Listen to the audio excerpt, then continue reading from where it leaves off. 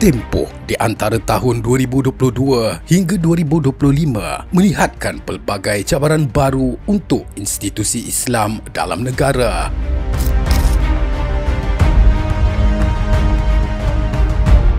Kita sering mendengar kritikan, tetapi sebenarnya suara-suara ini tidak peka dengan kewujudan blueprint yang jelas yang sedang dilaksanakan.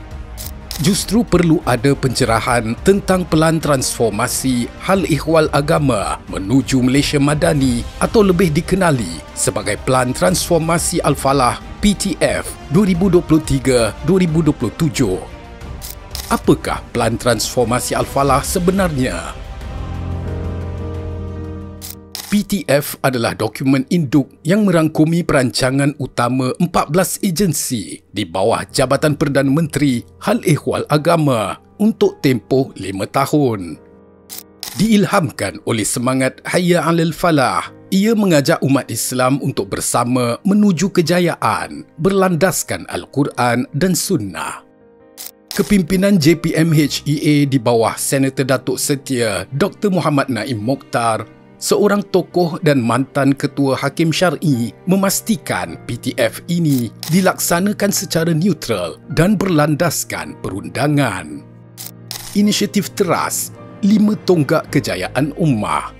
PTF telah menggariskan 5 teras strategik utama. Teras-teras ini bukan sekadar teori tetapi menjadi panduan kepada segala inisiatif yang kita saksikan hari ini. Teras 1, pentadbiran Islam mampan, fokus pada pengislahan dasar dan tadbir urus institusi Islam. Teras 2, kesejahteraan insan, mengukuhkan ekonomi ummah dan keharmonian tamadun. Teras 3, kemuliaan syariah, memartabatkan perundangan dan kehakiman Islam. Teras 4, kepimpinan berdaya cipta, memperkasakan media Islam dan kepimpinan generasi muda. Teras 5, kehormatan institusi Islam, mengutamakan keunggulan pendidikan Islam dan pemodenan prasarana institusi. Pelaksanaan PTF ini berlaku di tengah-tengah menghadapi cabaran besar. Institusi Islam diuji dengan isu warisan integriti kewangan serta ancaman akidah sesat yang merebak pantas.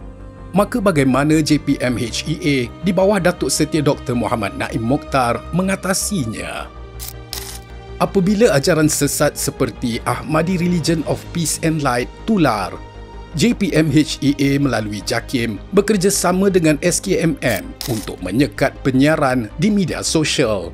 So, jadi ini adalah tanggungjawab kita dan insya-Allah dengan kerjasama yang mantap antara JAKIM, JAWI dan juga MCMC serta PDRM, kita yakin insya-Allah kita mampu untuk menjelaskan kepada masyarakat tentang bahaya ajaran tersebut. Tindakan ini tegas demi memelihara kesucian akidah, hifz ad-din. Tiada kompromi terhadap mereka yang menghina agama dan Rasulullah sallallahu alaihi wasallam di Malaysia. Dalam kes-kes kritikal seperti cabaran ke atas kuasa jenayah syariah di Kelantan, Yang Berhormat Menteri mengambil tindakan proaktif. Beliau mengumumkan usaha untuk menutup kelompongan Akta 355 dan Undang-Undang Syariah Negeri, sekaligus memartabatkan perundangan syariah selaras dengan Teras 3 PTF. Beliau juga mengeluarkan amaran keras kepada pihak politik agar tidak menggunakan masjid dan surau untuk propaganda, memastikan institusi ini kekal sebagai medan dakwah yang neutral. JPMHEA telah mengambil langkah kritikal untuk menegaskan mazhab rasmi negara di mana Ahli Sunnah wal Jamaah diisytiharkan sebagai mazhab rasmi dari segi perundangan. Penegasan ini yang selari dengan keputusan Jawatankuasa Fatwa MKI amat penting untuk menyatukan umat Islam di Malaysia. Ini membuktikan Islam sentiasa dipertahankan sebagai agama persekutuan yang termaktub dalam perlembagaan. Kerajaan sentiasa memberi perhatian kepada agenda penyatuan umat Islam di negara ini dan dalam masa yang sama turut memberi penekanan kepada usaha memperkasa pegangan Ahli Sunnah wal Jamaah serta menjauhi sikap ekstrim sesama Muslim hanya disebabkan berlakunya perbezaan pandangan dan aliran pemikiran. Kepimpinan JPM-HEA tidak hanya tertumpu pada peraturan tetapi juga pada kesejahteraan sosial melalui Teras 2 PTF Kesejahteraan Insan. Kita dapat lihat inisiatif ini dilaksanakan melalui menyantuni golongan rentan. Pelbagai program rahmah madani dijalankan. Ini termasuk program ziarah skuad Musaadah Madani dan penyampaian sumbangan kepada penerima manfaat. Program seperti bank makanan dan inspirasi prihatin yatim aktif menyantuni asnaf, gelandangan dan anak yatim. Tapi selain daripada bantuan yang Mawik bagi ni nanti Rod, eloklah itu untuk masuk khusus ni kesawanan untuk tambah kemahiran perniagaan lah. Kita selesaikan dulu isu rumah ni kan. Majlis Samak Hadis Antarabangsa 2024. Majlis ini merupakan acara ilmiah berprestij yang bertujuan memperkukuh pemahaman hadis sebagai sumber perundangan kedua dalam Islam selepas Al-Quran.